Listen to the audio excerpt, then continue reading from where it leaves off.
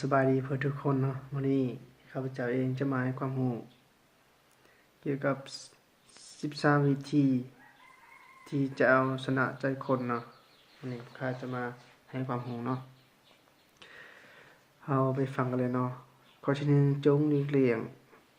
การโต้เถียงเนาะข้าพเจ้าที่บอกเลยเนาะข้าพเจ้าจะบ่อธิบายเนาะมันมีทั้งหมดมี13ข้อเนาะเอาไปฟังกันเนาะข้อที่1จงหลีกเลี่ยงการโต้เถียงเนาะข้อที่2จงเคารพความคิดเห็นของเขาอย่าบอกว่าเขาผิดเนาะข้อที่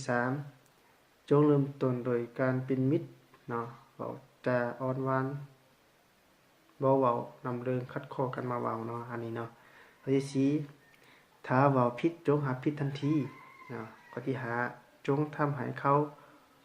เว้ายอมรับว่าแม่นโดยไว้เนาะข้อที่6จงปล่อยให้เขาเว้าระบายเต็มที่พยายามอย่าแย้งขัดข้อเขาเนาะข้อที่7จงทำให้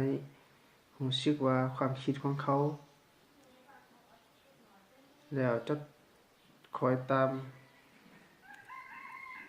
โดยไว้ทางที่ความคิดเป็นของเฮาเนาะข้อนี้แสดงว่าให้เฮาตามความคิดของเขาก่อนเนาะแล้วนั่นจะเฮาจะยุ่มเอาคิดเฮาเนาะ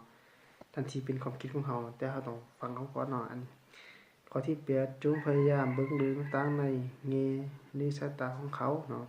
ข้อที่9จงแสดงความซาบซึ้งในความคิดของเขาหรือแสดงความต้องการของเขาเนาะข้อที่10จงเว้าในสิ่งที่เขาภูมิใจและอย่าเว้าอันปมด้อยของเขาเนาะข้อที่11จงเน้นความคิดของเขาให้เป็นเรื่องที่น่า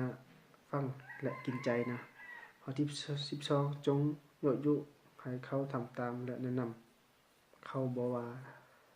เขาจะเฮ็ดหยังเนาะข้อที่13นั่นก็คือ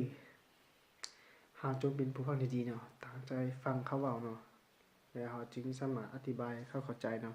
อันนี้แม่นเคล็ดลับบ่ลับเนาะ13วิธีที่จะเอาชนะใจ